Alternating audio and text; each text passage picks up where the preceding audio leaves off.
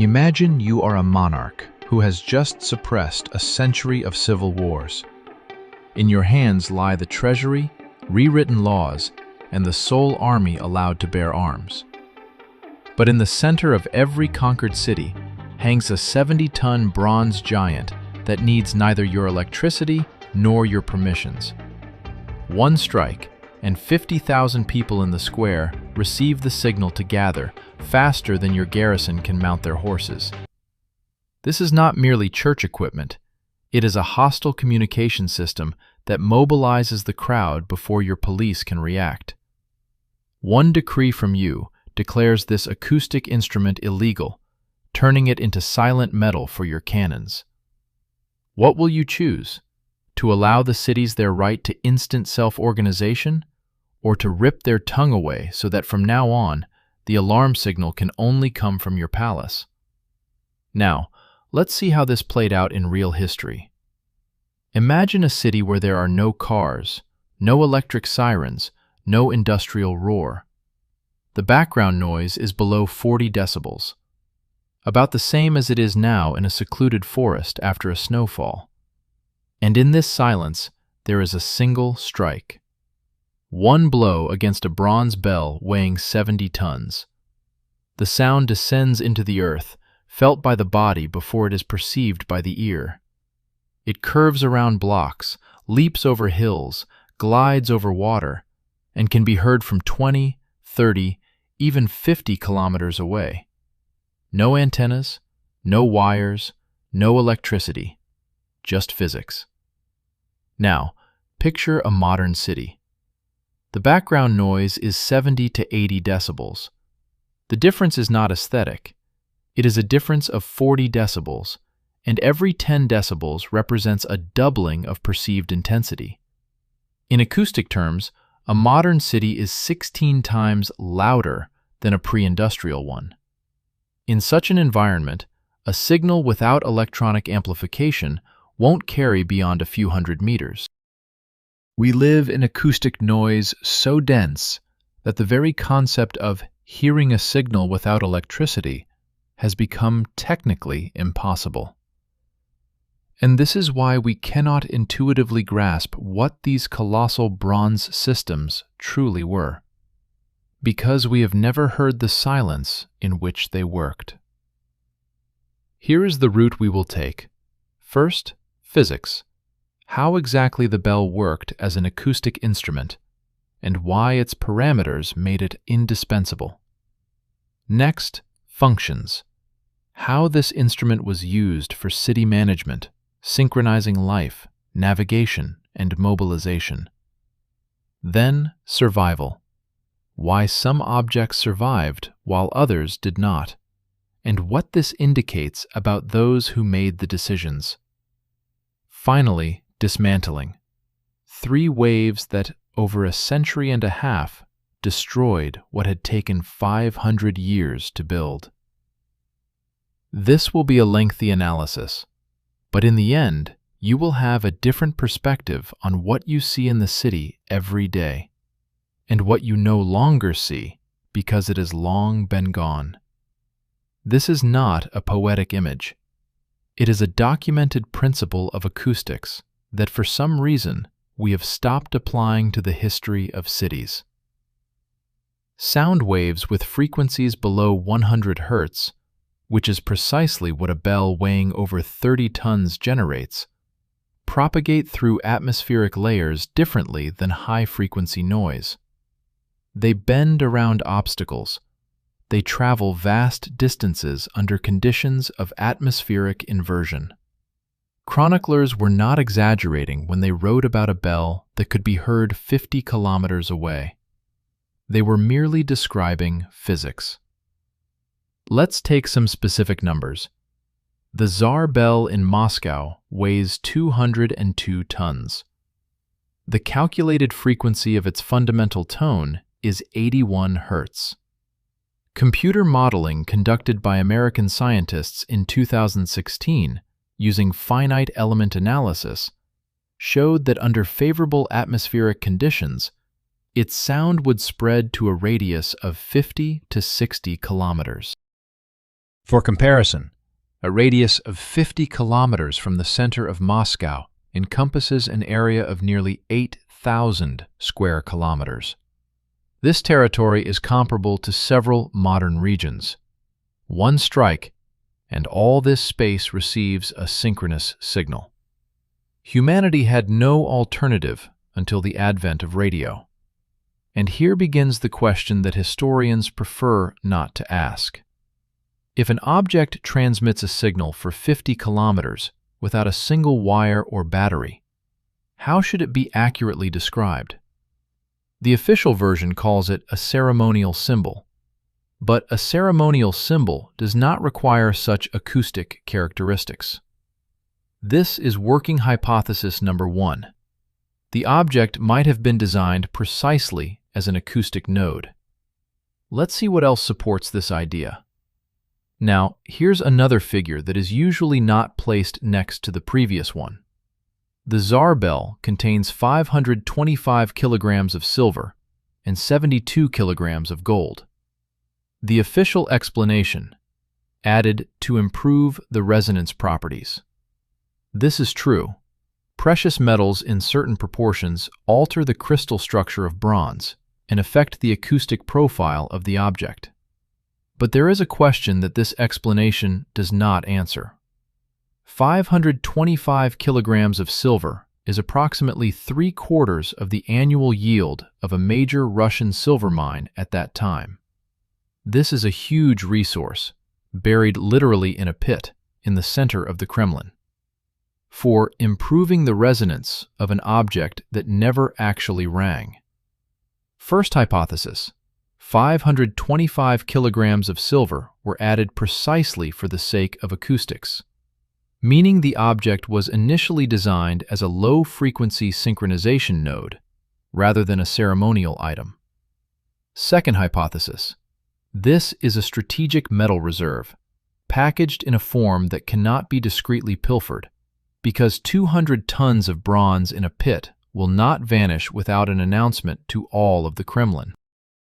Both hypotheses explain the facts better than the official ceremonial version does on its own.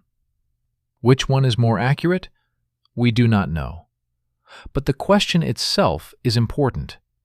We have just received an object that does not fit the standard explanation.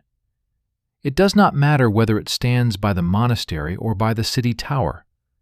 An object that synchronizes the actions of people over an area of 8,000 square kilometers is neither decoration nor a cult artifact. It is a control node. We are told that bells are about faith. Okay, then explain why every monarch, when capturing a city, would first take down the bell from the tower. Why did revolutionary committees issue separate orders for the melting of specifically bells and destroy them methodically, like telephone stations during an occupation? Why, in German military documents from 1914, is there a government program with categories from A to D, literally an inventory of bronze by priority of extraction? Religious objects aren't inventoried with military precision. Infrastructure ones are, though. Let's break this down with specific examples.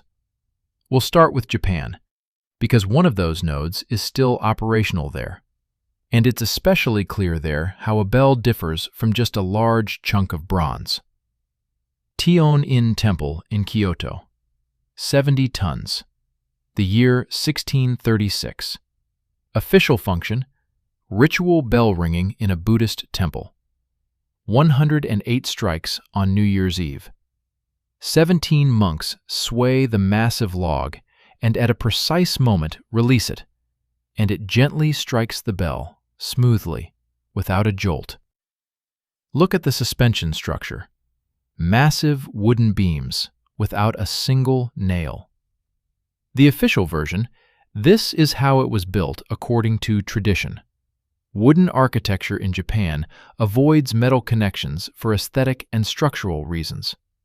Fine, but then a question arises that the official version doesn't address. Beams without rigid metal connections act as a vibration isolator, they absorb the vibrations from the bell, preventing them from transferring into the walls of the tower. When viewed as an acoustic problem, the solution suddenly becomes rational. In European industrial construction, such a principle of vibration isolation would emerge 2 centuries later. Now, the main point. The rhythm of the strikes in Tion-in creates acoustic interference. This is a documented physical effect. A certain sequence of sound waves, when overlaid, suppresses background noise in urban space. It does not mask, it specifically suppresses.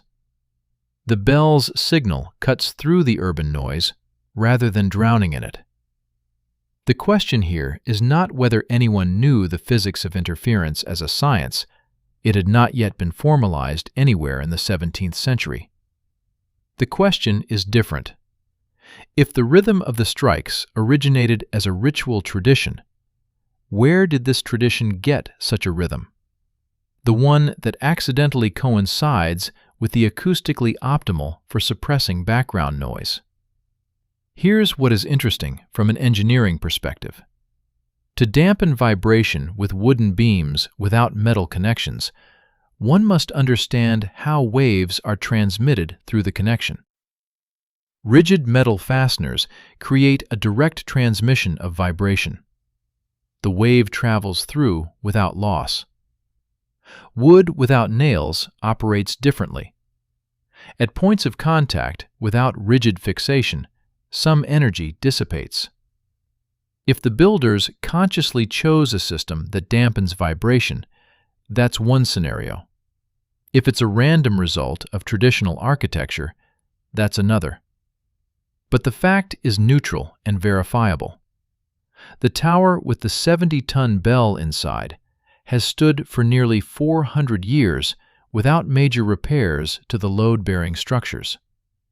This is either luck or precise calculation. Which version seems more plausible to you? Decide for yourself.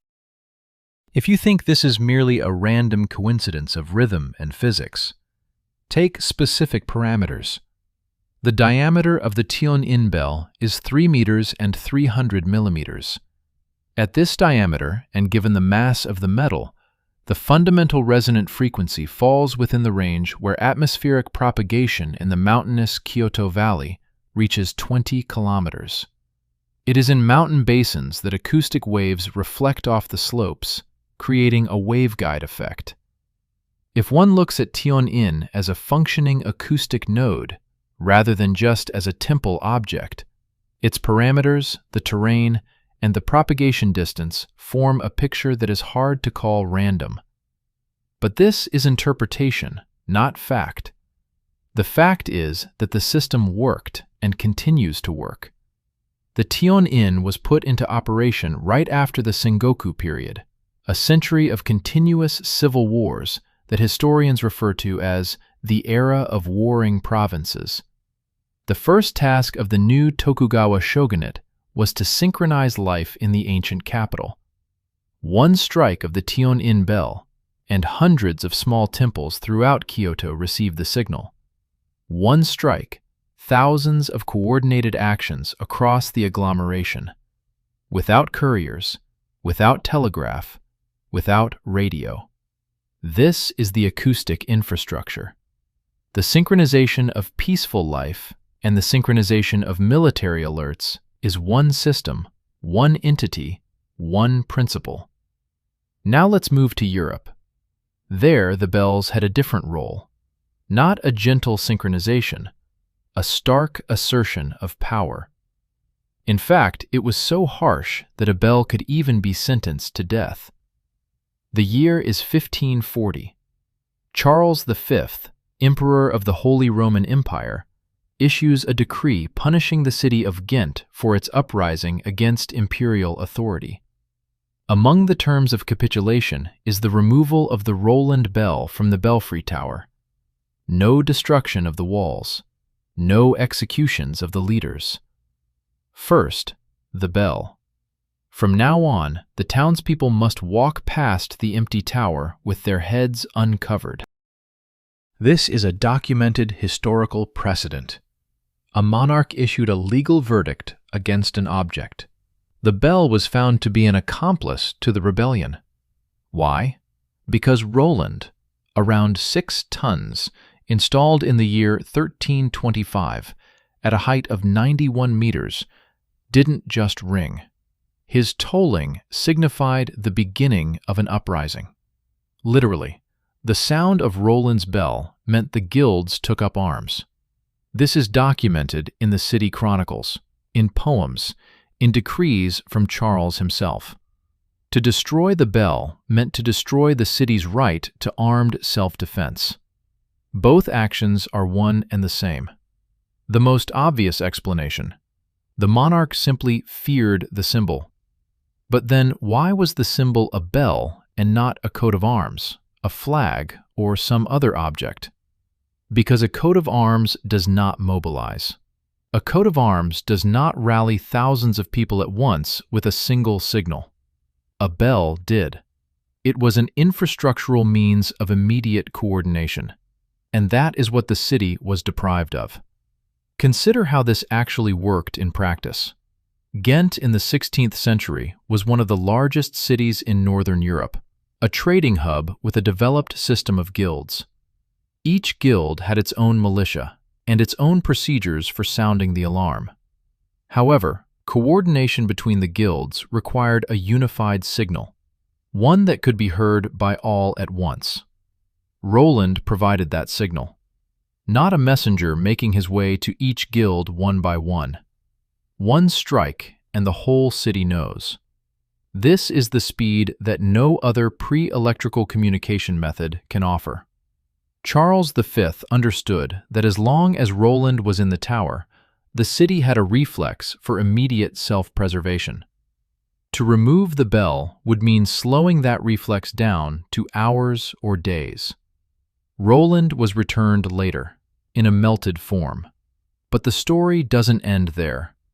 In 1914, when they decided to connect an electric motor to the ringing mechanism, the bell cracked.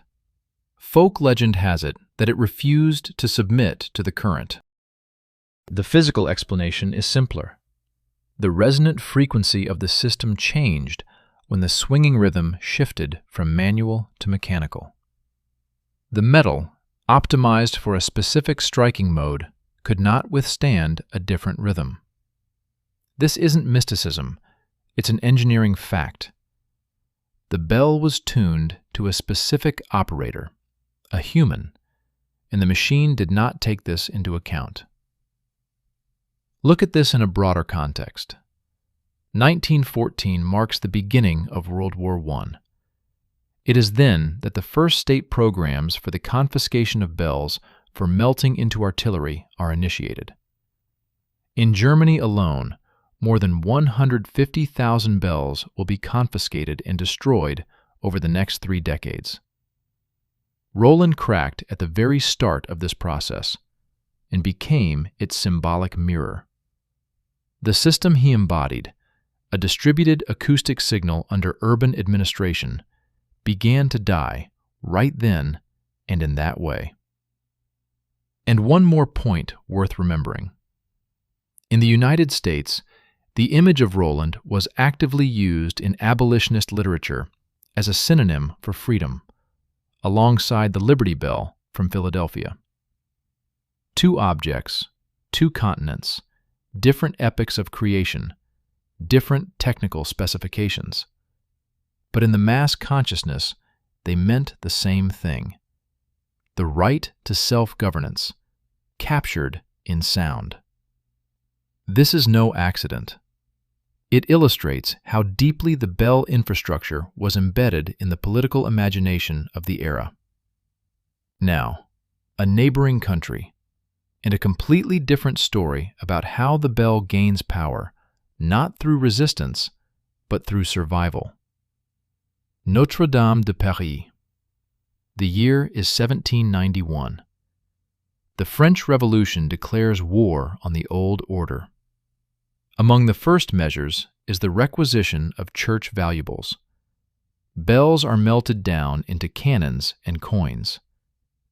In France alone, over 90% of the country's bell inventory was destroyed in just 2 years. This is not an impulsive rampage. It is a state program of metallurgical recapitalization. The new regime literally converted the acoustic infrastructure of the old world into the artillery of the new.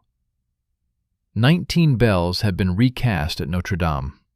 Only one remains. The Bourdon Emmanuel weighs 13 tons and was melted down in 1681 at the request of Louis XIV. Why him specifically? The documents do not provide a clear answer. Avoided destruction is a statement of fact, not an explanation. Someone made the decision to preserve this particular object out of 20.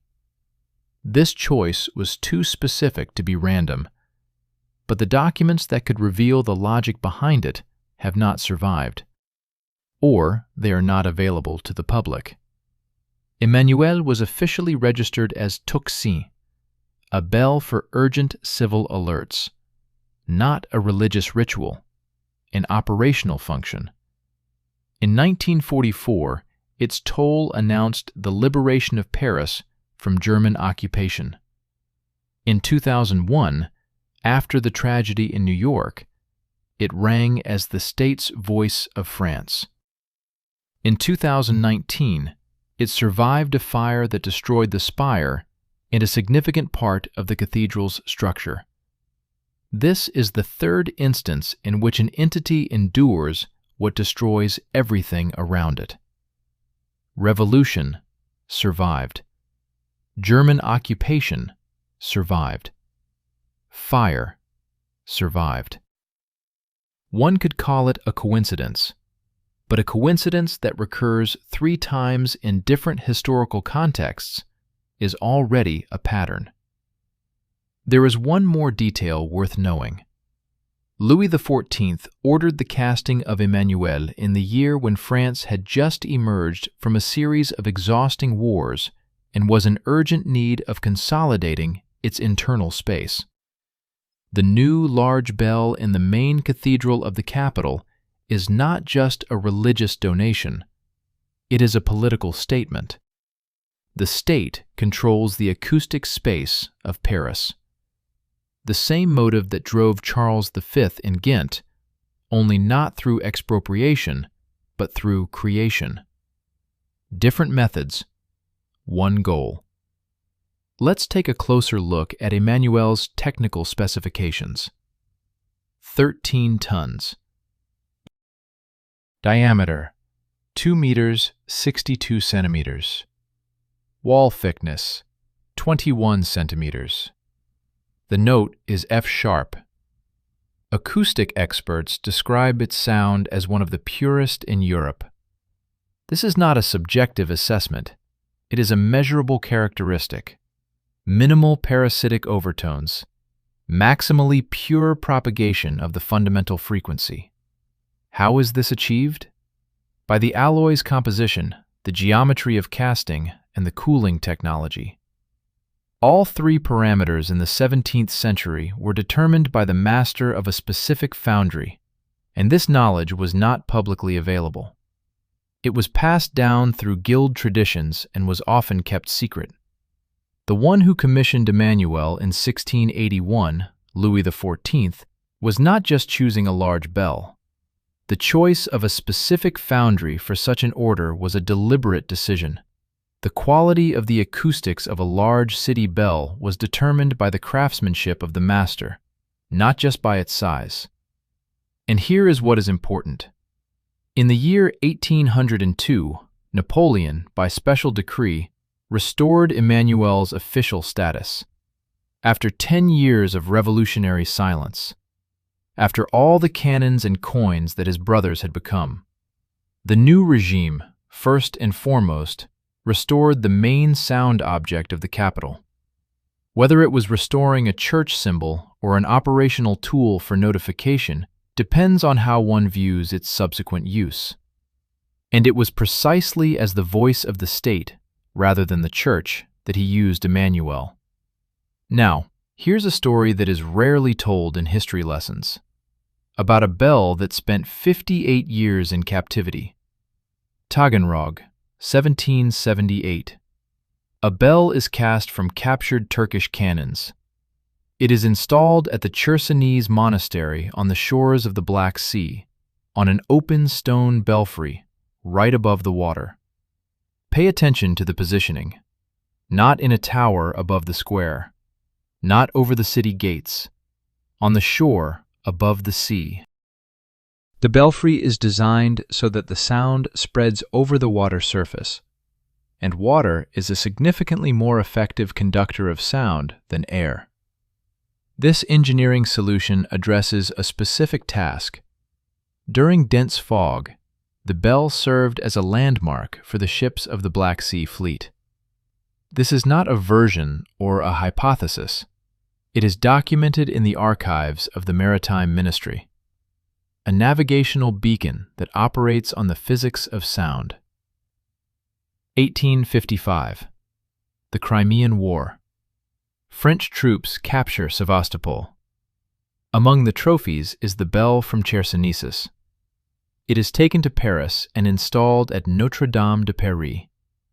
Next to Emmanuel stands a bell, cast from melted-down military trophies, which survived the revolution as the sole survivor. Both objects are made of cannon metal. Both endured what destroyed others. This is not a chance proximity. But pay attention to the details of the capture. Among everything that was in the Chersonesus monastery, liturgical items, icons, archival documents, the French military chose to take the bell. It is not the most valuable in terms of jewelry. It is not the easiest to transport. A bell weighing 2.5 tons that needs to be removed, packaged, and shipped by sea. This requires logistics efforts that are incomparably greater than those needed to export golden dishes. This behavior is too deliberate for ordinary military looting. The bell was chosen intentionally, but why it specifically is not explained in the documents. When in the 19th century French bells were being mass melted down, the Chersonesus bell was preserved. As a Russian bell, it became an exotic exhibit. But wait, if exoticism was the criterion for preservation, why did they choose this functional navigational object and not some richly decorated example of decorative casting? Their choice is too strange if we assume that they were simply faced with a decorative object or an ordinary church bell. In 1913, after long diplomatic negotiations, the bell was solemnly returned to Russia. 58 years in captivity. This precedent, a diplomatic return of an object after half a century, has no direct analogues in the practices of the 19th and 20th centuries. Not a painting, not an archive, not a relic, but a bell. Both sides understood its value. Consider this diplomatic precedent from another perspective. France held this object for 58 years. During that time, several wars occurred, and multiple political regimes changed, from the Second Empire to the Third Republic. None of these regimes returned the bell merely out of cultural courtesy. It was returned as a result of deliberate diplomatic negotiations, and only after Russia persistently demanded its return for decades. The diplomatic return of an object after half a century is not standard practice. Paintings have been returned, archival documents have been returned, but a bell weighing 2.5 tons, taken as a wartime trophy, was returned only after targeted negotiations that spanned decades. When it was finally returned, it was reinstalled on the open stone belfry by the sea, not in a museum, back to its working place.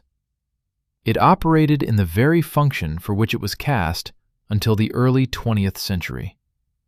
Until now, We have viewed the bell as a node of control and synchronization, witnessing how monarchs seized it, armies melted it down, and cities defended it. Now, a different scenario. The same class of objects is being repackaged into a political myth, and it does so effectively that the crack in the metal becomes more significant than the sound itself. On the other side of the Atlantic, the most famous bell in the Western world is the smallest of those we are discussing today. And this is precisely what requires explanation. 940 kilograms. The year 1751. The Liberty Bell in Philadelphia, the one we know as the Liberty Bell. It has not rung since 1846. It has a crack that is visible from hundreds of meters away. This is the smallest object among all that we are discussing, yet it is the most recognizable symbol of freedom in the Western world. This disproportion is an anomaly in itself. An object with real technical limitations has become an icon. Why this one? Let's start with the fact that the official history leaves out important details. Officially, the bell summoned assembly members and alerted the public to news. That is half of its function. The other half, it served as the main fire alarm for Philadelphia. In the 18th century, the city was predominantly wooden. A fire meant the destruction of the city in just hours. The bell was a critically important element of survival for 100,000 people, not a symbol, but an operational alert system. 1777. British troops are approaching Philadelphia. The bell is secretly transported to Allentown and hidden beneath the floorboards of a church. The official explanation: the British would have melted it down for ammo. If it were just a symbol or merely a religious object, they wouldn't have hidden it with such risk. It was concealed like a weapon, more precisely, as a resource that the enemy was deliberately seeking and that could not be surrendered. Now, an inscription. On the bell, a quotation from the Book of Leviticus is engraved. Proclaim liberty throughout all the land. It was chosen in 1751, 75 years before this object became a symbol of abolitionism. Who, in the mid-18th century, chose this particular quote for the town bell in a colony of the British Empire? And for what purpose? The official history is silent. There is correspondence from Isaac Norris, a member of the Assembly, who ordered the bell. But there is no specific explanation for the choice of inscription in it. Just the fact the inscription existed. And after 3/4 of a century, it was this inscription that turned the cracked bell into a national symbol. The crack, separately. It appeared under unclear circumstances in the early 19th century. The repairers, Pass and Stowe, were not professional foundry workers. This was the first attempt in American history to independently cast a large object. It failed twice. The original British bell sounded different. After the recasting, the sound became sharp and metallic, according to contemporaries.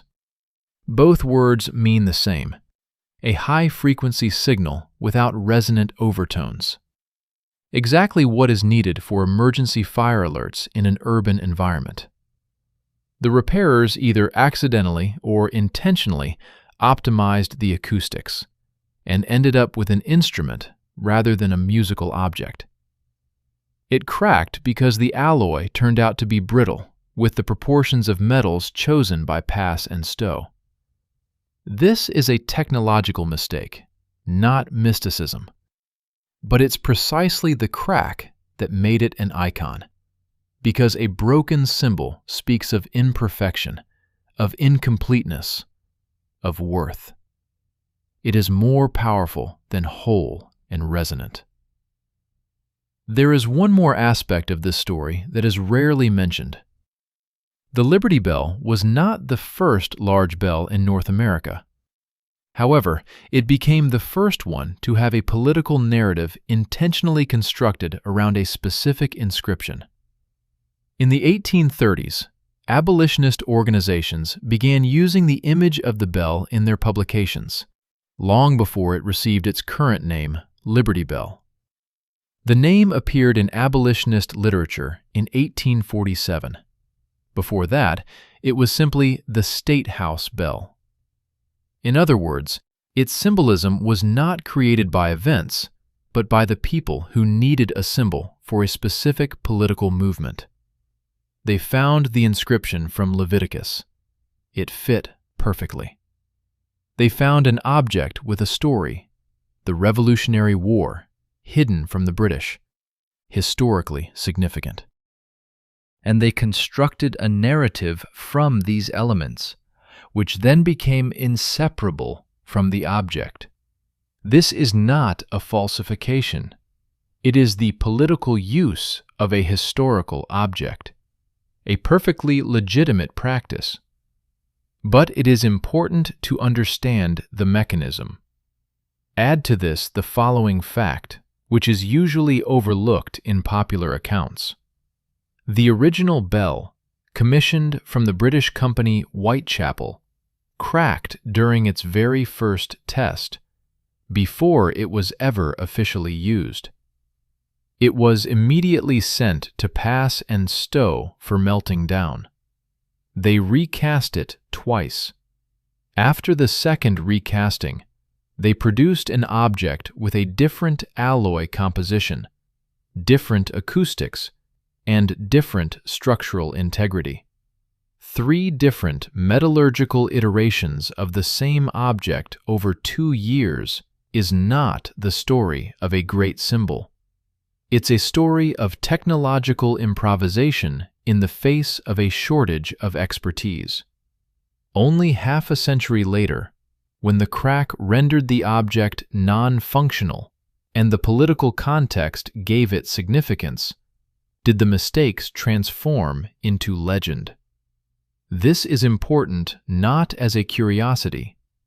It shows the gap between the knowledge that existed in Europe for creating such objects and the knowledge possessed by the young American colony. Pass and Stow did roughly the same thing as European masters, but they lacked generations of guild-based technological transmission. The result is only to be expected. The first major American bell cracked twice, and then again half a century later. This is not a tragedy. It is an honest depiction of how complex the technology was that we today perceive as just bronze. Now, from symbol to system. In Belgium, there are towers that had no religious function whatsoever. They were called belfries, and they were built not by monasteries, but by cities. Merchants, craftsmen, guilds. Bruges, the Halatoren Tower, about 6 tons of bronze, 1880. The Bell Maria. But what's more interesting than the bell is what's inside the tower. The beffrois housed the city's documents, archives, and municipal treasury. There were 10 locks on the doors of the treasury. The keys were held by various guild elders. No one person could open the repository alone. This was a multi-key access system to strategically important data. Today in cryptography, this is known as secret sharing, a principle whereby no single participant has complete access. In Bruges, it operated in the year 1680, with iron keys and locks. The bell in this system is a security signal. It rings when there is an attempt at unauthorized access to the storage. It has no religious function. It is a security function. And now consider the practical meaning of 10 locks with 10 different keys. This isn't paranoid overprotection. It's a structural safeguard against corruption. No guild elder could access the archive alone, without the consent of the 9 others. This means that the vault couldn't be breached by the order of a single person, even the most powerful one. Even if one key were compromised, the system wouldn't fail. To illegally access the vault, one would need to bribe or coerce the majority of the elders simultaneously. In a small trading town where everyone knew each other, this is virtually impossible to do unnoticed. The principle of distributed access protected the archive more effectively than any single lock, no matter how complex it was. Now, the main technical anomaly. The automatic ringing system in the tower was controlled by a 9-ton musical drum. The drum had 30,500 pins.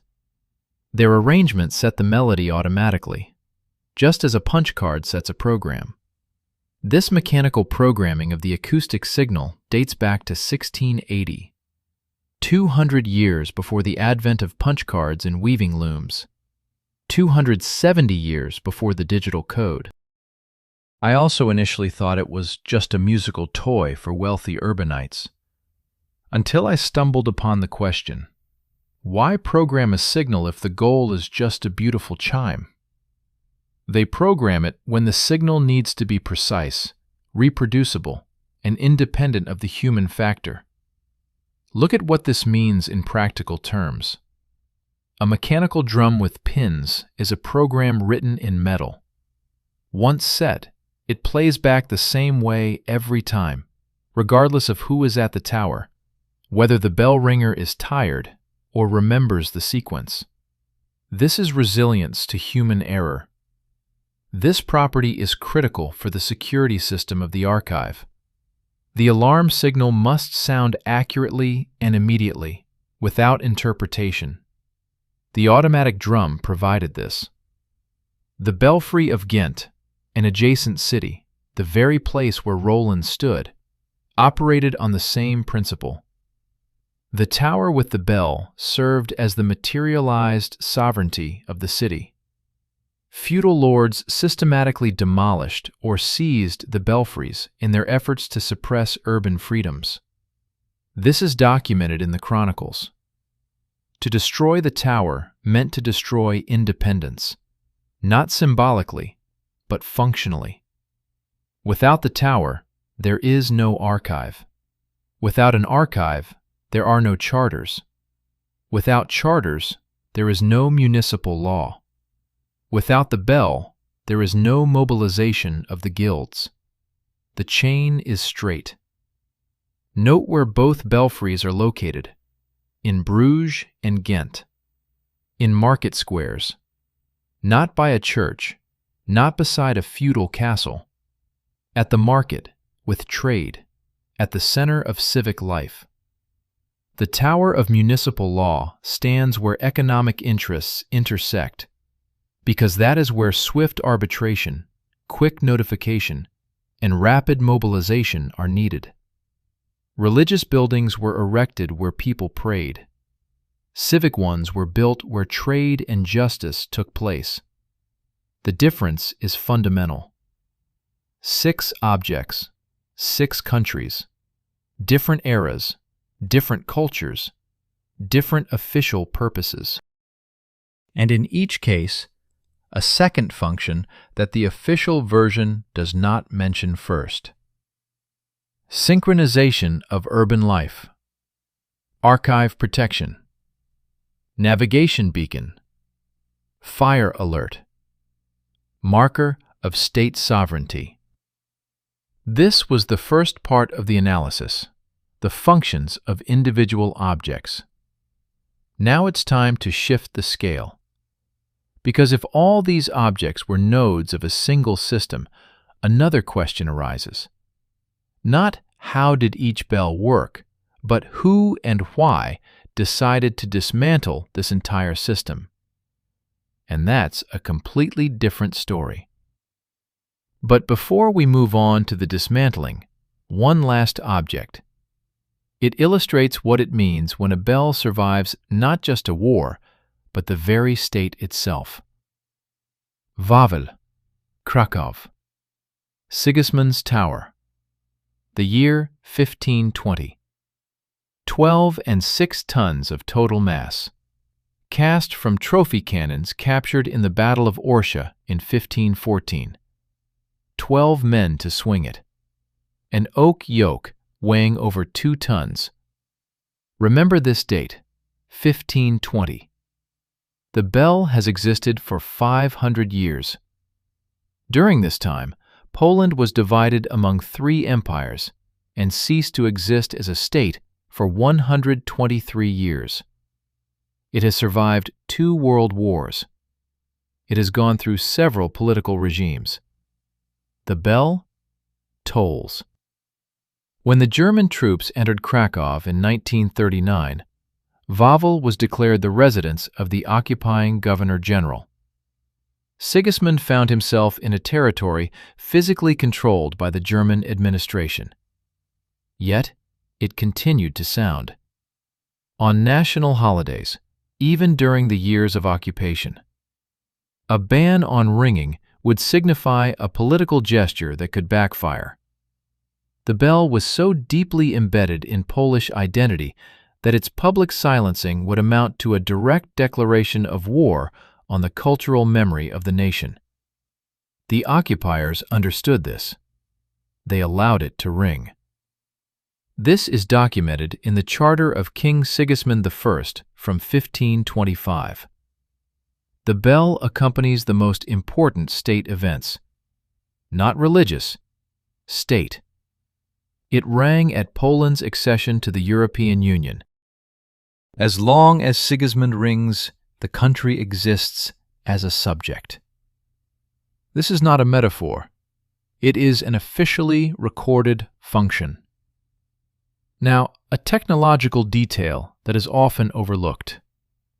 Ringing the bell requires 12 people. They are all members of an elite brotherhood of bell ringers that has existed continuously since the 16th century. Membership in the brotherhood is not just a tradition. It is a specialized physical skill. 12 people must synchronously create and maintain a specific swing rhythm using an oak yoke weighing over 2 tons. Any desynchronization, and the object begins to vibrate in a parasitic mode. His suspension system consists of 12 layers of calfskin between metallic components. It is not a decorative solution.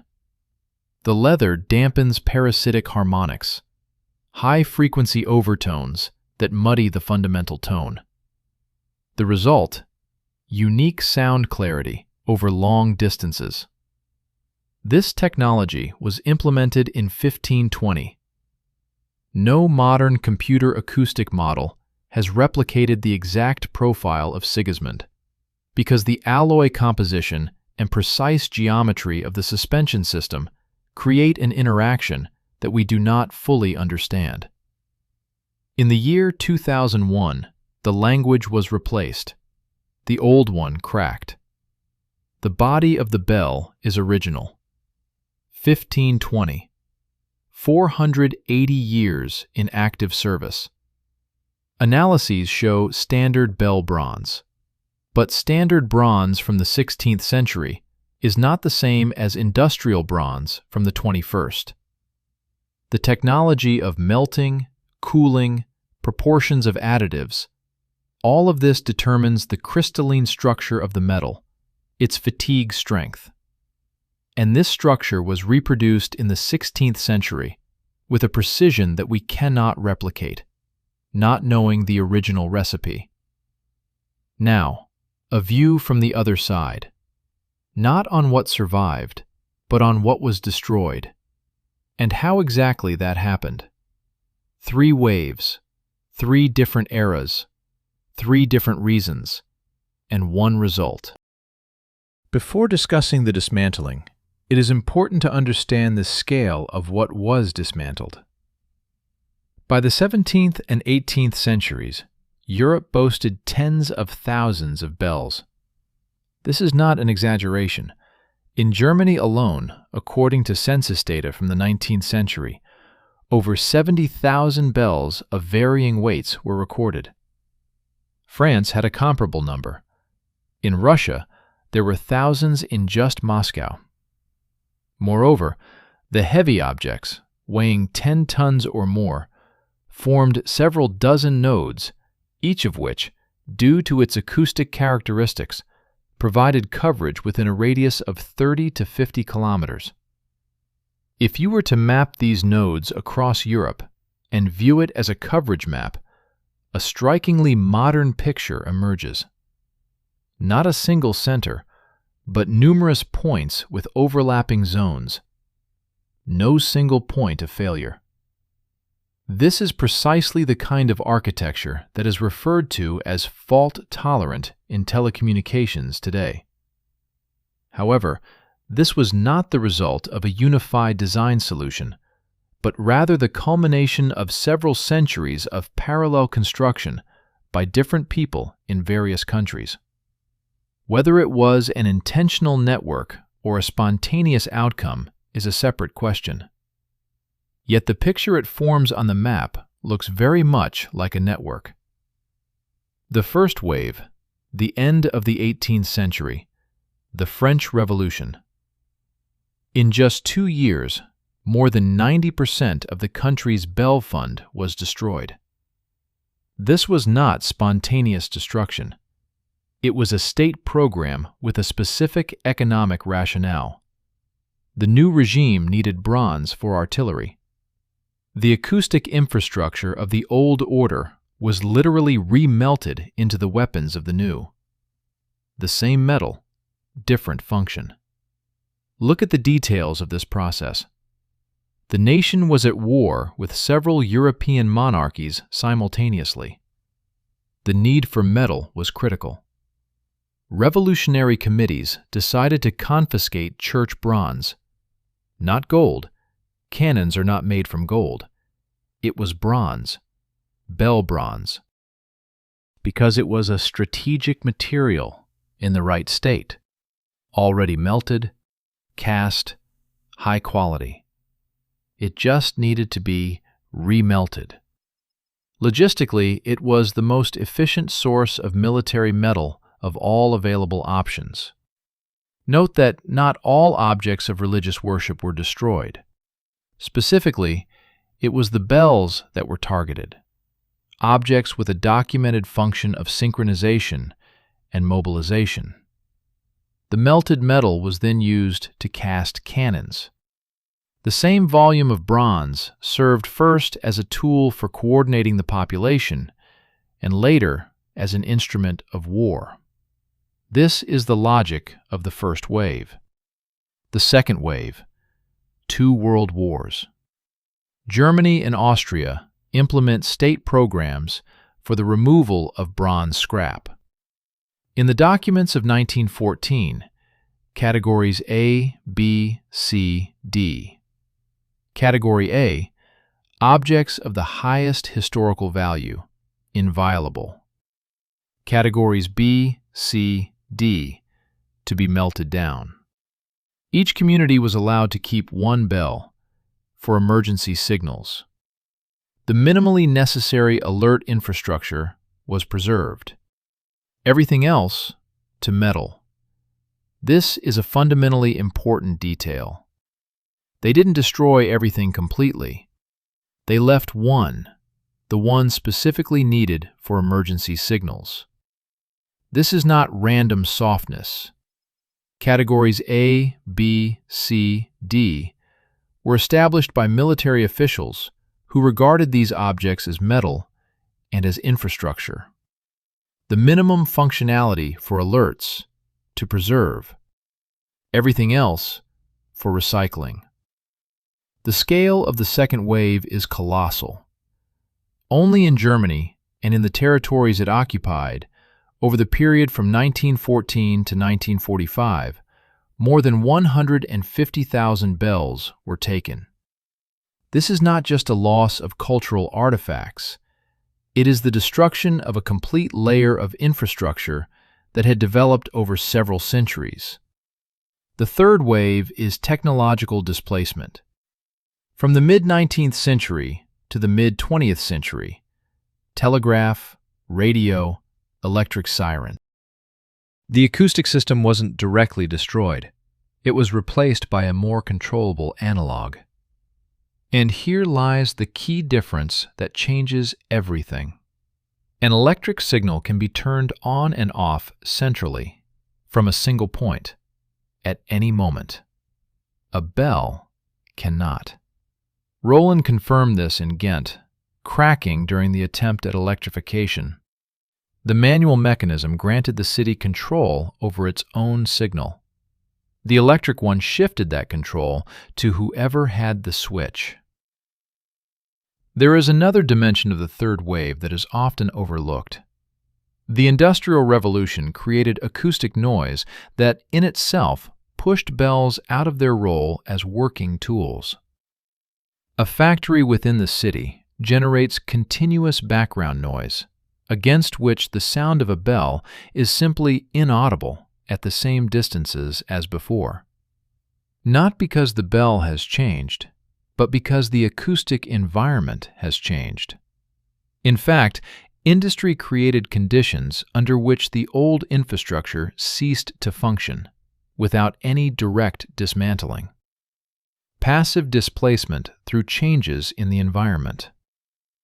The most obvious explanation for the three waves is different reasons in different eras. Revolutions needed bronze. Wars needed bronze. Progress brought better technologies. It sounds logical. But look at the result. 3 different reasons, 3 different eras, 3 different countries. And in a century and a half, the global acoustic network ceased to exist. A network that had been built over 500 years.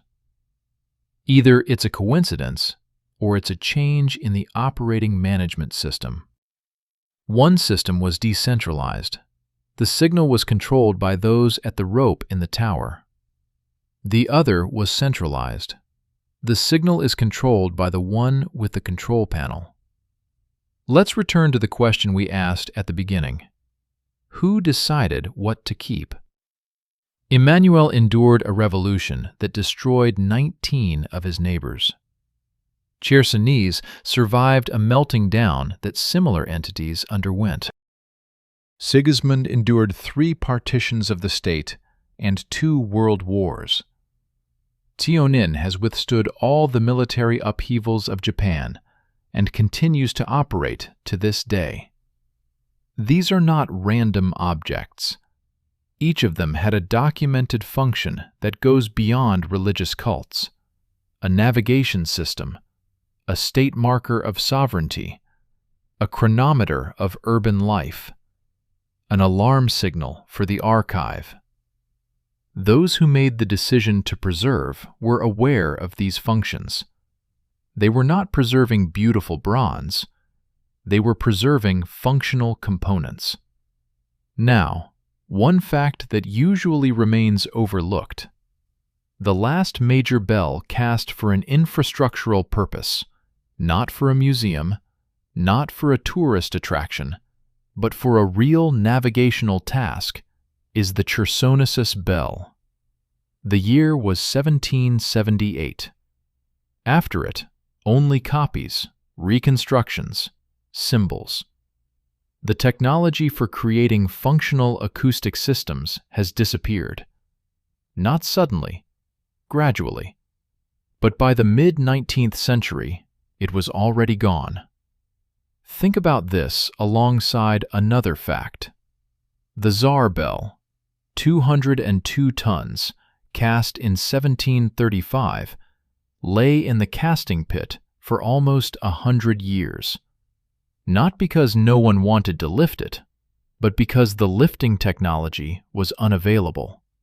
In the 18th century, Russia could not lift an object that it had itself lowered into the casting pit in the same 18th century.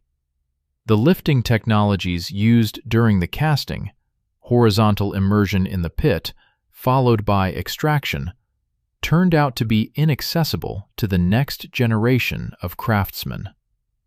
This is not the degradation of a single department. It is a systemic loss. The knowledge of how to work with super heavy objects, several hundred tons, has vanished within 1 or 2 generations, along with the people who possessed that expertise. The Damizetti bell weighed almost 300 tons. It was cast in 1484. It was transported on a raft along the river and sank during an attempt by the Portuguese to seize it in 1608. It lies at the bottom, under 8 meters of silt. Modern underwater expeditions with full technical equipment have been unable to raise it. In the 15th century, someone not only cast this object, but also had the technology to move it. We do not. This is a technological paradox that official history silently overlooks. But let's be precise in formulating this paradox. It is not that we cannot at all make large castings. Modern metallurgical plants pour objects weighing thousands of tons, ship hulls, turbines, industrial presses. The issue is that we have lost the specific technology for creating acoustically tuned objects from complex alloys with predictable resonant characteristics. This is a different challenge. A military shell or a turbine disc does not need to resonate at a specific note 50 kilometers away with minimal parasitic harmonics. A bell does. And it is this knowledge about the proportions of the alloy, the geometry of casting, the cooling regime, and its influence on the crystalline structure of the metal that has vanished. Not all metallurgical knowledge, a specific branch, which could not be reconstructed from a textbook because it existed solely in the practice of master craftsmen. We are told about technological development, from the pickaxe to the computer. Yet the specific skills for working with ultra-heavy metal objects turn out to be more advanced in the 15th century than in the 21st. How does this fit into the narrative of linear progress? Compare the Damizetti with another extreme, the Tsar bell. One sank during transport. The other lay in a pit for almost 100 years because it couldn't be raised. The official narrative of technological growth from a primitive past to a developed present does not explain either of these facts. Another version does. This is not the beginning of a technological path. It is the end. Or more precisely, the end of one technological tradition and the beginning of another, which mastered different things. It was skilled in steam engines, railways, and the telegraph, but it could not lift 200 tons of bronze out of a pit without special lifting systems, which by that time no longer existed. The Yongle bell in Beijing offers yet another perspective on the same issue. 63 tons. The year 1420, during the reign of Emperor Chengzu, Ming Dynasty. More than 230,000 hieroglyphs are cast on its surface. Buddhist texts applied with absolute precision. This is the limit of what was possible with 15th century technology by any measure. But what is more interesting is something else. The official function of the Yongle bell is state rituals and timekeeping. Its real function is a system for managing the city's operations. The ringing of the bell at 19 hours served as the command to close all 9 gates of Beijing, all at once, around the entire perimeter of the city, without messengers, without flags, without any other signals. One strike from a 63-ton object, and the 9 gates are closed. Beijing in the 15th century had around 1 million inhabitants. It was one of the largest cities in the world at that time. Managing such a city required coordination that we now facilitate with communication tools. Back then, this coordination was provided by a single bell, one point of signal generation. The entire system of urban management was through the physics of sound. It has been documented that the system worked. The gates closed synchronously. This means that the guards at each gate knew the exact time the signal was received, taking into account the distance from the tower. They deducted the delay. This indicates that people in the 15th century understood that sound travels at a finite speed, and the distant gates received the signal later than the closer ones. They planned their actions with this delay in mind. Lost the function of the official chronometer of Yunle in 1924, after the introduction of Western watches. This is 32 years after the invention of the modern electric chronometer. 500 years of continuous operation and replacement in 32 years. And one more question that arises when looking at all these objects together. Why are they so precise? The Tianyin suspension system has been functioning without major repairs for almost 400 years. Sigismund maintains its acoustic profile after 5 centuries of use.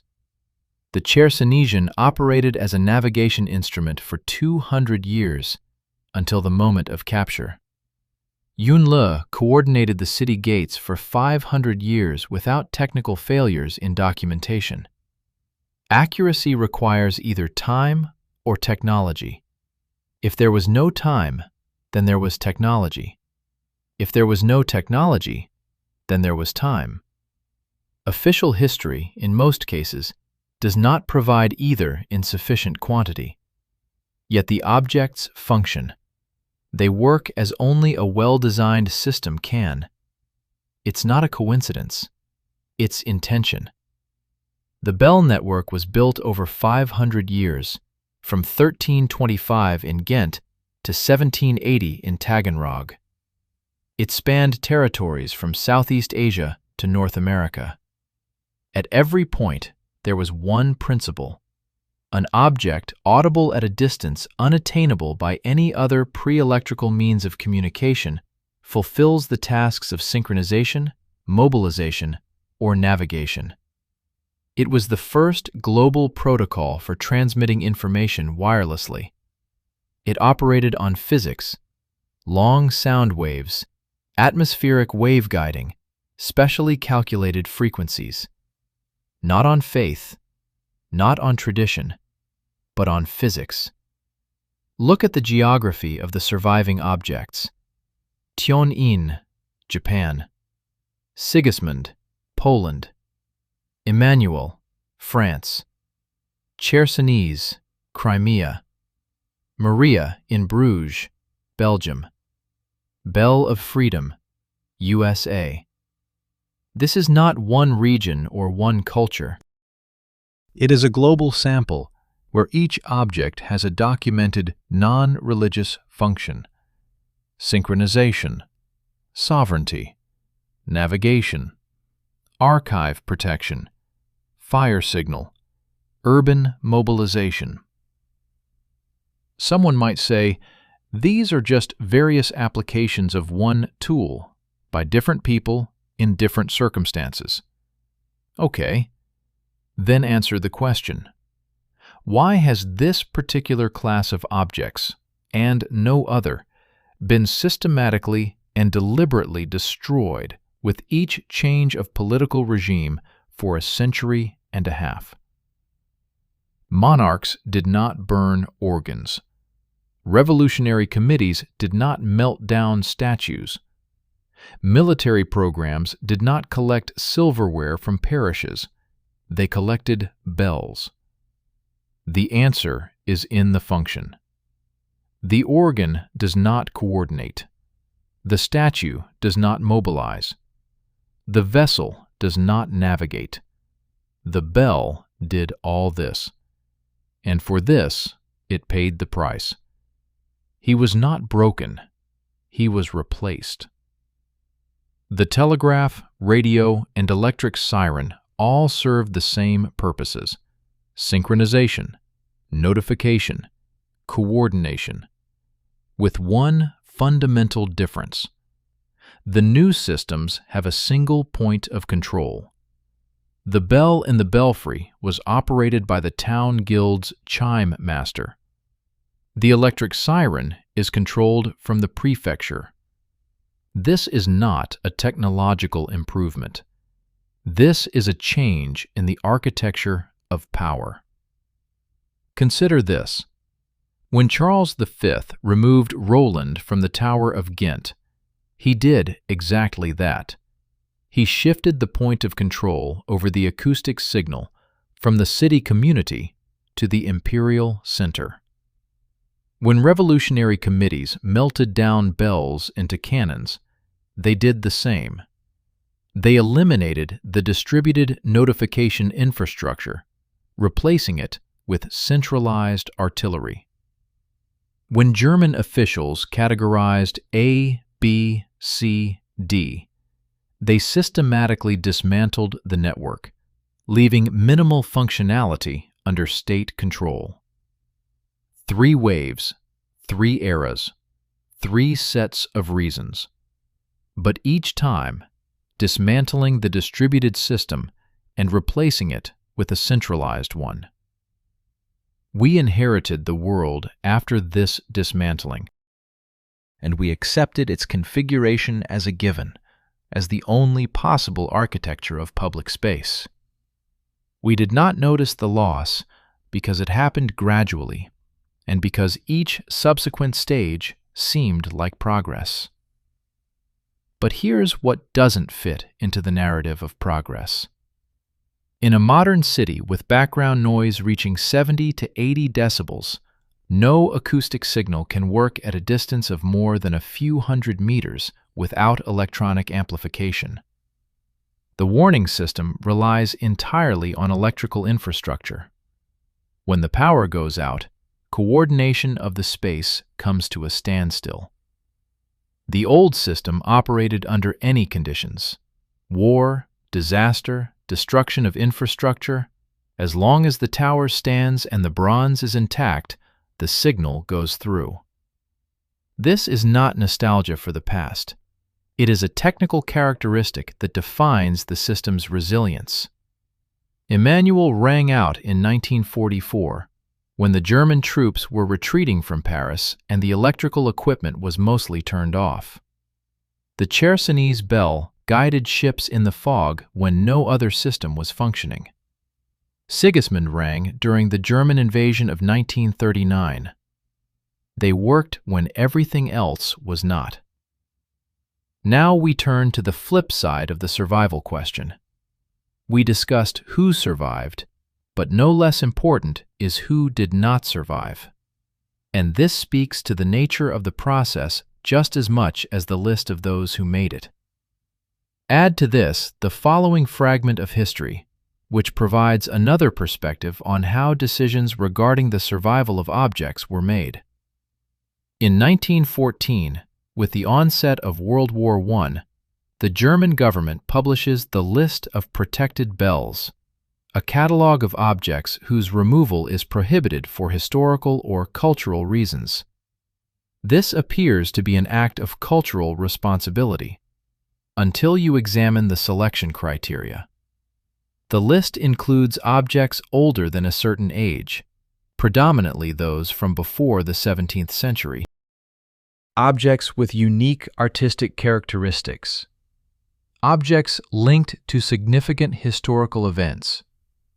Not one of the criteria is acoustic value or functional role. This means that those who compiled the list either were unaware of the functions or deliberately employed other criteria to preserve the desired objects on the desired grounds.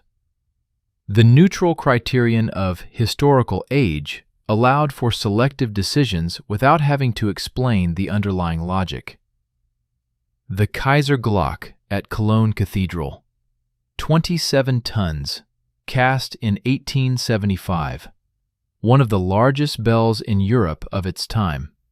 Recast in 1917, at the height of World War I.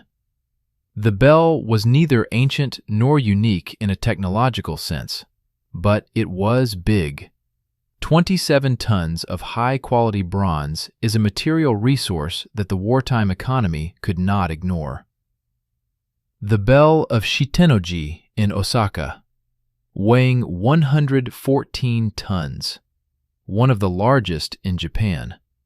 Recast in 1944 as part of a military medal collection program.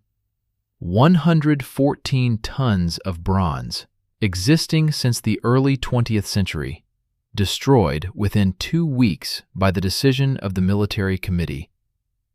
These objects did not survive the war because there was nothing behind them but their size. No documented function beyond a religious context. No governmental or civic status demanding preservation. Just large bronze at the right moment. Compare it to Tionin, 70 tons, 400 years of existence, still functioning today. It has survived all the wars of Japan in the 20th century. Why? Because it is a living hub of urban life in Kyoto. Its destruction would require a direct confrontation with the city's mass cultural identity. The cost is too high for metallurgical gain. Here is the criterion for survival. Not religious value. It did not protect the Kaiserglock. Not size. Larger objects were destroyed first. The functional integration into the living urban or state practice. Those who made the decisions about melting down conducted roughly the same analysis each time. What would happen if this particular object disappeared? If the answer was nothing critical, it disappeared. If the answer was it would affect something alive, it stayed. We now understand who made the decisions about what to preserve. It wasn't historians or religious leaders. It was officials, military personnel, and politicians who assessed the functional value of objects from a pragmatic perspective. Now the last question. Who controls what has come to replace it? The old network was the infrastructure of society. The belfry belonged to the city. The Wawel bell belonged to the Polish crown, that is, the state, and not an external force. Tionin belonged to the temple community. The control of the signal was with those who directly used it. It's not only the belonging that matters. The physical nature of the object is important. A bell cannot be intercepted. One cannot duplicate the signal and send a fake one. It cannot be jammed by interference. An acoustic wave in open space propagates according to physical laws that are independent of anyone's will. This is an absolutely transparent medium for transmitting information. The new infrastructure is organized differently. Radio, television, mobile communication, the internet, all of this requires centralized capabilities, licenses, and physical infrastructure that is under the control of a limited number of players. The signal can be turned off. It can be altered. It can be blocked. All of this is technically trivial. The bell in the tower cannot be turned off remotely. This is a fundamental technological feature of the distributed acoustic infrastructure. And now, the most awkward question in all this analysis. We tend to think of the history of technology as a progression. Each subsequent solution is better than the previous one. The electric telegraph is better than a messenger. Radio is better than a drum. A smartphone is better than a letter. And in most aspects, this is true. But in one aspect, no. Resilience to external disconnection. The bell in the Tian'an Tower operates through earthquakes, wars, economic collapses, and any other disasters, as long as the metal and wood are intact. It does not rely on any external system. Modern sirens depend on the power grid. Phone communication relies on towers and servers. The internet depends on cables and sensors. Cut the power, and the entire coordination infrastructure shuts down simultaneously. This is not a critique of progress. It is a description of the compromise we made without realizing it. We traded sustainability for manageability and ended up with a system that is more powerful under normal conditions, but more fragile in extreme ones. The Pumarine in Vienna confirms this from another perspective. 20 tons, cast in 1711 from 208 Turkish cannons, captured after the Battle of 1683. Physically, a melted military threat into a religious instrument. On April 12, 1945, during the fire of St. Stephen's Cathedral, it fell from the tower and shattered. The shards were collected, preserved, and used to cast a new bell. The new Pumarine includes metal from the original. This is not just a poetic gesture. It is the preservation of acoustic properties through the re-melting with the original metal. Foundry workers knew that the exact acoustic profile of an object is determined, among other things, by the composition of the alloy. By incorporating the original metal into the new casting, they maintained a partial continuity of sound. This is a technological solution, not just a symbolic one. And now, let's return to where we began, to the question of silence. The pre-industrial city, with a background noise of 40 decibels, was acoustically transparent. In such an environment, the network of bells operated like the city's operating system. It synchronized, alerted, coordinated, and identified. This was a physical possibility created by that very acoustic environment. The Industrial Revolution did not merely technologically displace the bells, it physically destroyed the acoustic environment in which they functioned. This is an important distinction. The technologies did not become obsolete, they became impossible under new conditions. Today, if you enter any major historical museum in Europe, you will find bells among the collections, individual specimens, individual remarkable stories.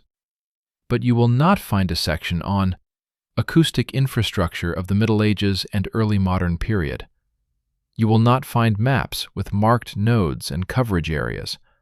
You will not find calculations of range and analysis of frequency characteristics in the context of urban management.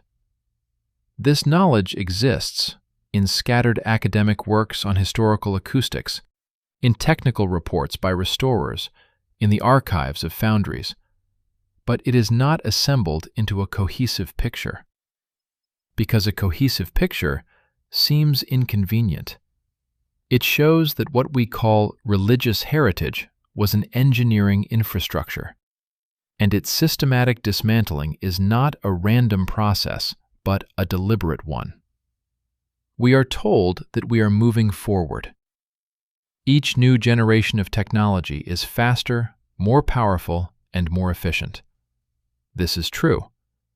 But faster and more powerful does not answer the question of who is in control and on what terms. And more efficient does not address the question of sustainability in situations where the systems ensuring that efficiency fail. The Bell system answered these questions simply. It was managed by those who paid for it and those who needed it. City communities, kings, monasteries. It operated without external dependence. This answer was imperfect. Control over the tower meant control over the signal, and Charles V clearly demonstrated how to exploit this. But the imperfection was localized. To block the signal, one had to come to a specific city and physically remove a specific bell. To block a modern signal, just one decision in one place is enough. This is not conspiracy theory. This is architecture. We inherited an architecture that was not presented to us in the form of blueprints. We just built it around us, generation after generation, each time calling a new floor progress. Each of the three waves carried its own logic. Bronze was needed for cannons, metal was needed for the front, and a more efficient communication system was needed. Every time, a clear reason. Every time, a clear result.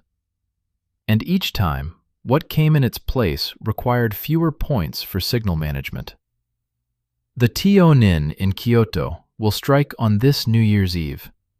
17 monks will sway a log. The sound will travel into the mountain valley.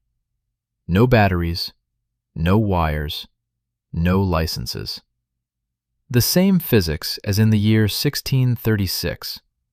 This sound cannot be turned off remotely. And that bell in your city, if it even exists, is likely long ago a silent ornament. It wasn't destroyed. It was simply no longer used because a more convenient tool emerged, a more manageable one. Bells in museums are not just old bronze. They are relics of a different architecture. An architecture where the signal belonged to the one who stood behind it, not to the one who held the switch. Whether that system was better is a separate question. It was different. And what specifically changed with its replacement is worth understanding. Especially now, as the next transition is already underway. And once again, without announcements.